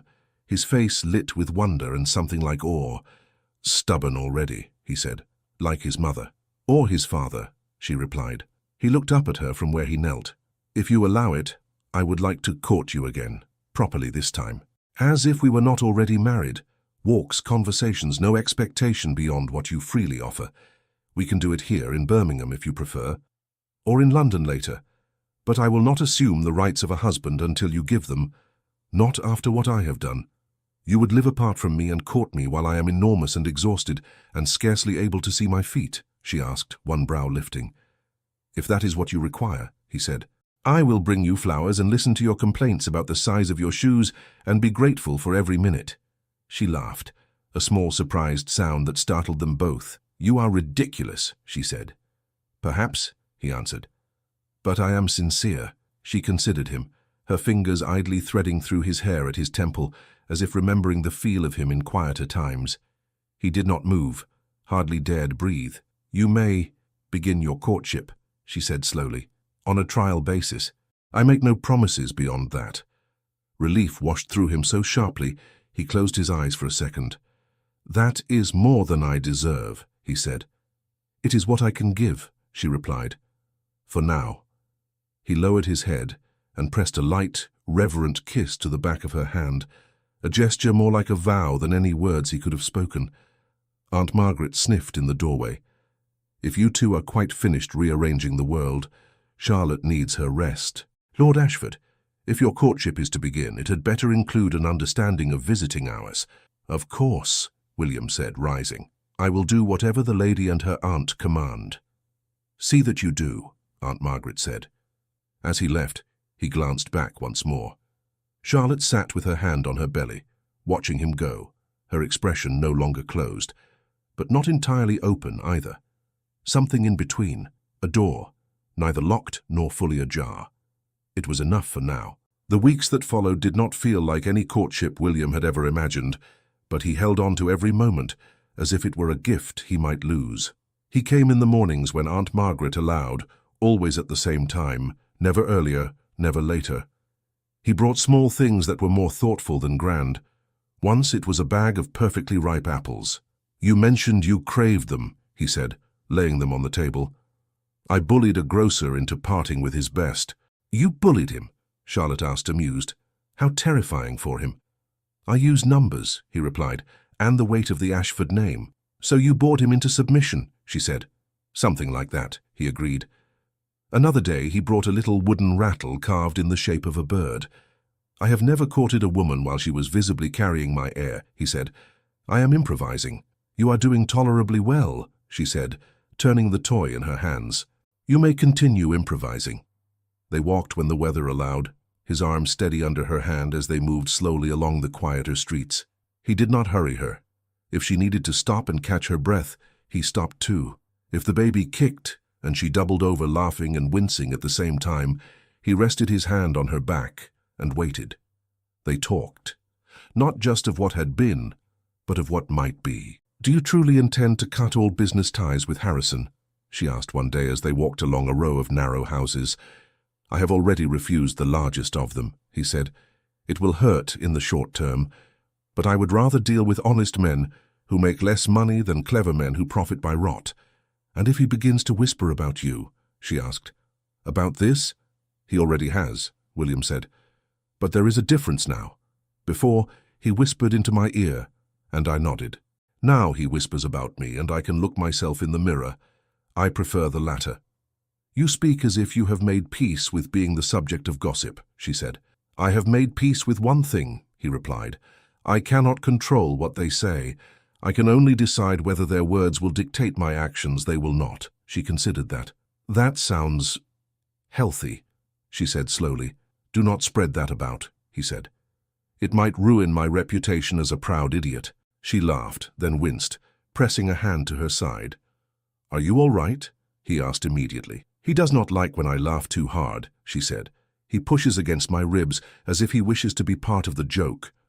Already impatient, William murmured. He comes by it honestly. In the evenings, when William had gone and the house grew quiet, Aunt Margaret would knit by the fire while Charlotte sat with her feet propped up. You are softening, Aunt Margaret observed one night. I am not pudding, Charlotte answered. I am simply less rigid. Aunt Margaret said. You look at the door differently when he leaves. I am less angry, Charlotte said. That is all. Anger is useful, Aunt Margaret said, but it is a poor long-term tenant. It eats the food and never pays rent. What do you feel now, truly? Charlotte hesitated. I remember why I loved him, she said quietly, and I see that he is trying. Not for show, not to impress others, for us, for the baby, for himself. It frightens me how much I still want what we once had. Not what you once had, Aunt Margaret corrected. Something better. Yes, Charlotte said, almost in a whisper. That. The weeks passed. Charlotte grew heavier, slower. The doctor came more often, nodding and pronouncing that all was as it should be. Soon, he said one afternoon, snapping his bag shut. In the next fortnight, I would guess. Perhaps less. Keep her comfortable. Keep her calm. Calm, Aunt Margaret muttered after he left. The man has clearly never met a woman on the eve of childbirth. The first pains came at dawn on a day that had begun like any other. Charlotte woke with a tightness across her middle that made her catch her breath. She lay still, counting, telling herself it was another false alarm. Then it came again, stronger, like fingers closing from the inside. Aunt, she called. Aunt Margaret was at her side in moments. What is it? I think, Charlotte swallowed. I think he has decided he has had enough of my innards. Aunt Margaret's face changed from sleepy to alert. Now? Now, Charlotte said. They had prepared. The clean linens, the boiled water, the basin, the plan. It all came into motion as if everyone in the house had been waiting for this exact sequence of words. Send for the doctor, Aunt Margaret told the maid, and for Lord Ashford. Both at once? The maid asked, startled. Yes, Aunt Margaret said. The doctor for her body, the husband for her heart. Go. The maid flew down the stairs. Charlotte gripped the bedpost as another wave crashed through her. She gasped. It is too strong already, she said. I am not ready. No one is ever ready, Aunt Margaret said. Not really. Breathe, child. In, out. Curse if you must. It helps. I am a marchioness, Charlotte protested weakly. Not today, Aunt Margaret said. Today you are a woman bringing life into the world. Titles do not help with that. The doctor arrived swiftly, coat askew, hair slightly disordered. William arrived moments after, breathless, hair damp from haste, waistcoat only half buttoned. He burst into the house. "Where is she?" "Upstairs," Aunt Margaret said, stepping into his path. "You will not go into the room." "You must not," she said firmly. "You will only be in the way. The doctor and I will manage. You will wait outside the door like every terrified husband before you." "Terrified?" he repeated, voice already shaking. "Yes, that seems accurate." "You may hold her hand between pains," Aunt Margaret allowed. "But if you faint, I will not spare you the mockery." "I will not faint," he said, though his face had gone pale. He went upstairs, heart pounding harder with every step. He heard her before he saw her. A low sound, half groan, half exhale. The doctor stood at the foot of the bed, sleeves rolled, hands steady. "How far?" William asked him under his breath. "It has truly begun," the doctor said. "These things do not run by clocks, my lord. It may be hours, it may be less. She is strong. That is in her favor." "May I speak to her?" William asked. "If she wants you," the doctor said. "Ask." Charlotte lay propped against pillows, hair damp at her temples, eyes bright with strain. When she saw him in the doorway, she almost laughed. "You look worse than I feel," she said. "That is impossible," he replied, moving to her side. "You are doing all the work." "How generous of you to notice," she murmured. He took her hand carefully. It felt small and hot in his. "Do you want me to stay?" he asked. "I will go if you would rather not have me see you like this." She squeezed his fingers hard as another contraction gripped her. "You will stay," she ground out. "If I must suffer, you will at least watch." "Yes," he said, wincing in sympathy. "I will watch. I will be here. I will not go anywhere." The hours blurred. William lost all sense of time. There were only cycles, Charlotte's hand crushing his, her breath quickening, then slowing between pains. Aunt Margaret's calm voice, the doctor's patient instructions, the creak of the floorboards under the maid's feet, the faint ticking of a clock somewhere beyond the door. "Breathe, Charlotte," William murmured each time as she tensed. "With me. In, out. You are not alone. You are not alone." "I know I am not alone," she snapped at him once, then cried out. "That is the problem. You did this to me." "Yes," he said, choking on a laugh. "I did. I am deeply sorry. I will apologize again later when you are not trying to kill me with your eyes." "You will owe me more than apologies," she panted. "I already do," he whispered. She clung to his voice as fiercely as she clung to his hand. "Tell me something," she said between pains. "Anything. Distract me." He searched wildly for a story. "Do you remember the first time we danced?" he asked. "In your mother's ballroom," she said, eyes closing as a small wave passed. "I stepped on your foot and apologized for an hour," he said. "I pretended not to feel it. I could not feel anything except the fact that you were there." "You were very stiff," she said. "I was terrified," he admitted. "Not of the dance, of you." "Of me?" she gasped, half laughing, half groaning. "You married me." "Yes," he said. "That was the most frightening thing I had ever done. Until today."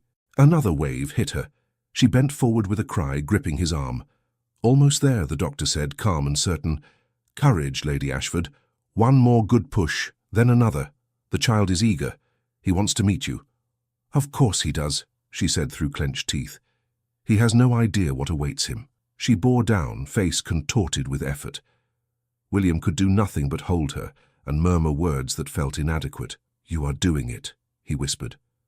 "You are incredible. I do not deserve any of this, I know that. But I am here, I am with you. Come on, my love, bring him to us."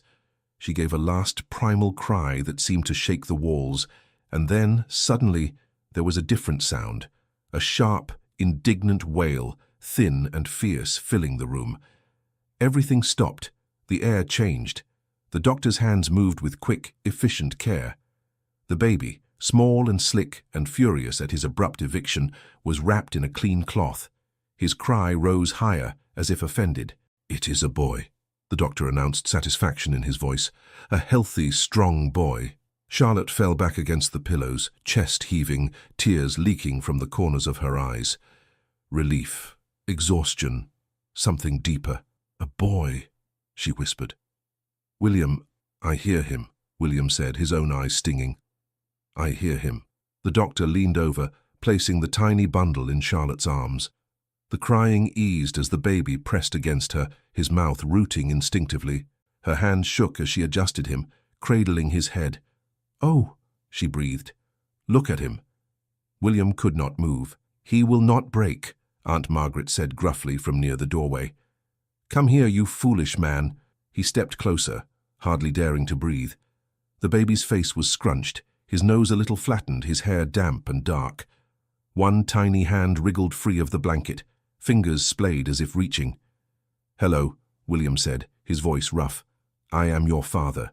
If I ever fail you the way I failed your mother, you have my permission to kick me as hard as you just kicked her." The baby answered with a small grunt.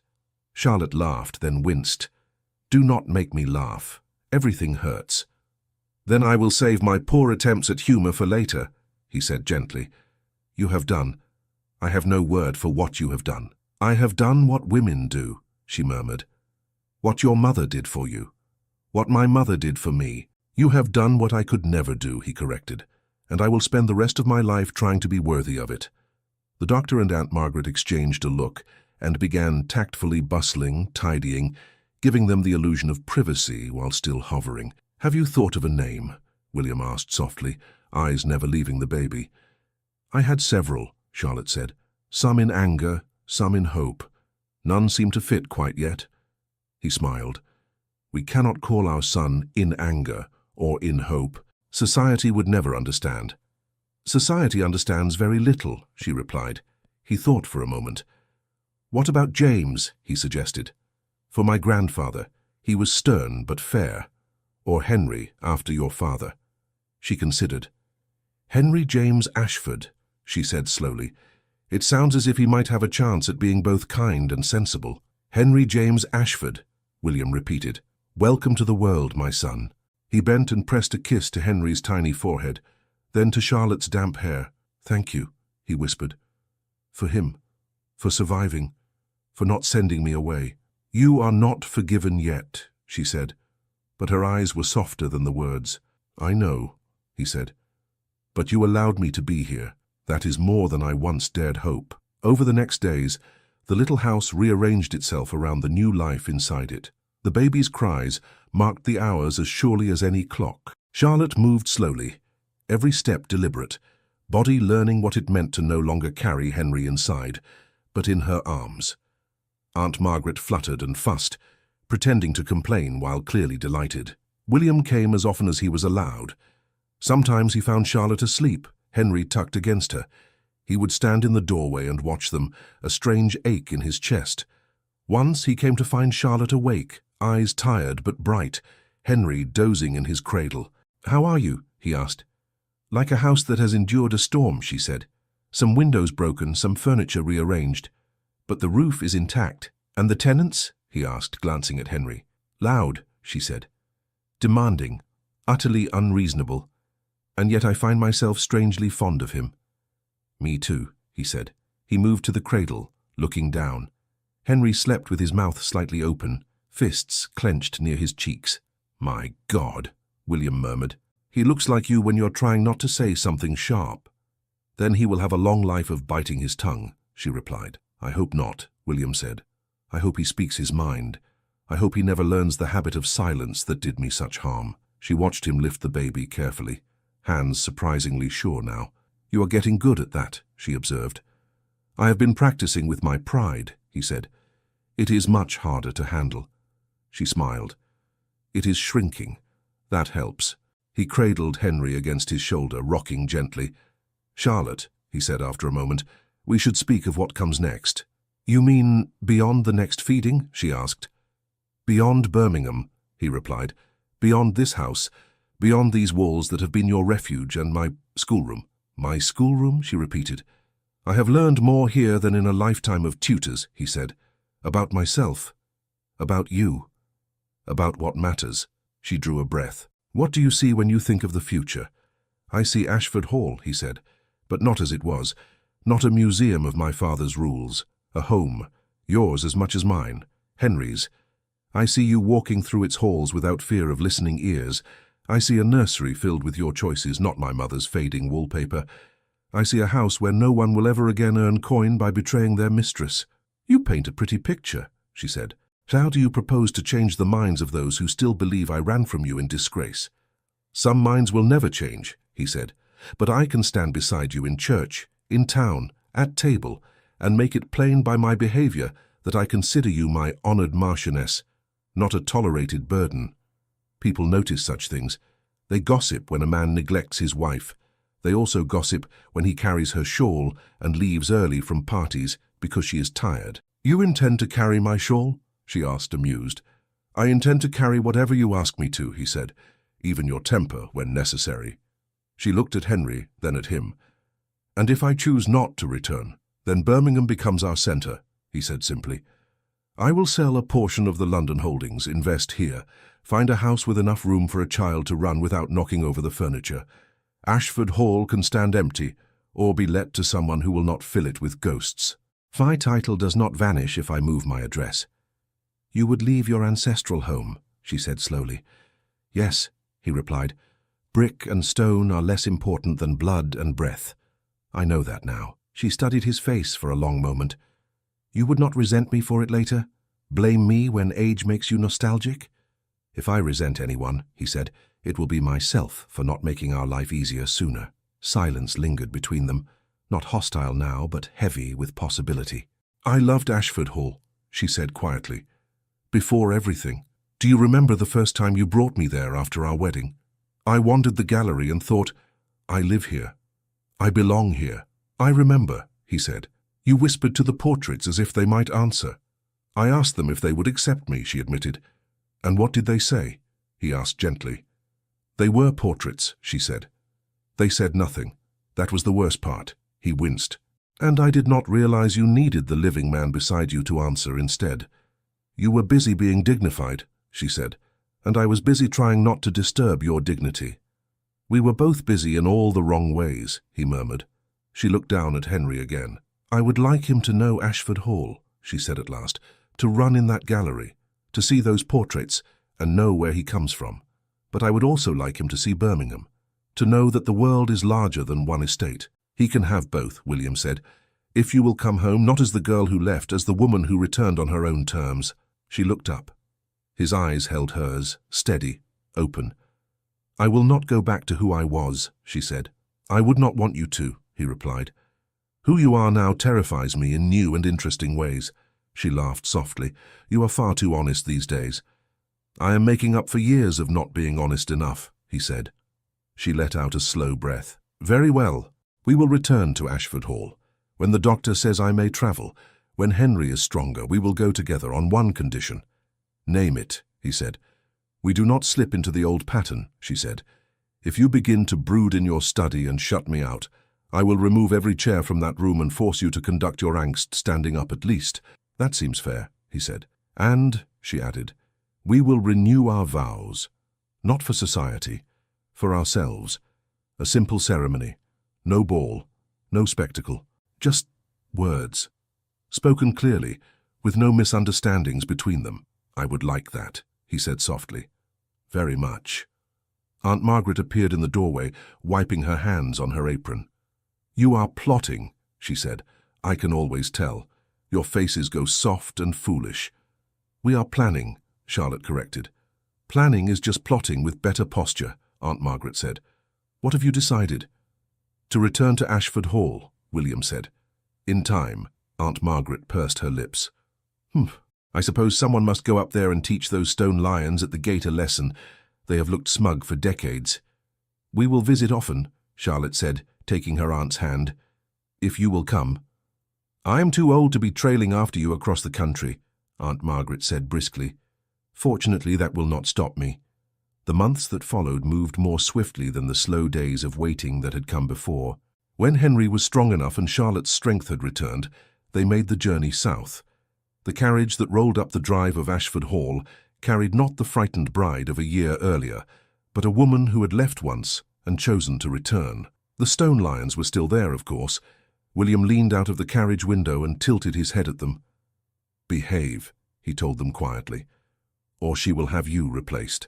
Do not tempt me, Charlotte said under her breath, but there was a smile tugging at her mouth. The staff assembled on the steps, some familiar faces, some new. Hargreaves stood at the front, hands folded, expression carefully neutral. "Welcome home, my lord," he said. "My lady." Charlotte stiffened for a moment at the title, then relaxed as William took her hand and helped her down, Henry cradled against his chest. "Thank you, Hargreaves," William said. "I trust the house has behaved itself." "As well as any house can without its mistress," Hargreaves replied. "We are glad to see it corrected." Charlotte blinked, surprised. "Dinner will be informal tonight," William said. "No guests, no ceremony. We are here to rest, not to perform." "Yes, my lord," Hargreaves said. The first days were strange. Familiar rooms felt both like home and like a stage set for a life they had left behind. But slowly, Charlotte began to rearrange things. Curtains were opened wider. Heavy furniture was shifted to make space for Henry's small cradle in the parlor. William moved his desk from the large, echoing study to a smaller room near the morning room, where conversation carried easily. They held the vow renewal 2 weeks after their return. The church was the same small parish where they had married the first time, but the pews were nearly empty now. Only Aunt Margaret, a few trusted friends, the doctor from Birmingham who happened to be visiting a relative nearby, and a couple of William's allies attended. Henry slept through most of it, a soft bundle in Aunt Margaret's arms. The vicar kept it simple. "You have been through much," he said quietly as they stood before the altar. "You are not children now, whatever your ages. Speak plainly. It is a holy thing." This time, when William took Charlotte's hands, there was no tremor of shyness, only a deep, steady weight. "I, William," he said, voice clear, "take you, Charlotte, again, and with full knowledge of what I risk and what I gain. I promise to listen before I judge, to stand beside you when others speak against you, to be your partner, not your warden. I broke your trust once. I will spend my life rebuilding it, brick by brick, with truth and with patience. If I fail, I ask that you tell me, not with silence or departure, but with the same courage you have shown me in returning." Her throat moved as she swallowed. "I, Charlotte," she said, her voice steady despite the tears in her eyes.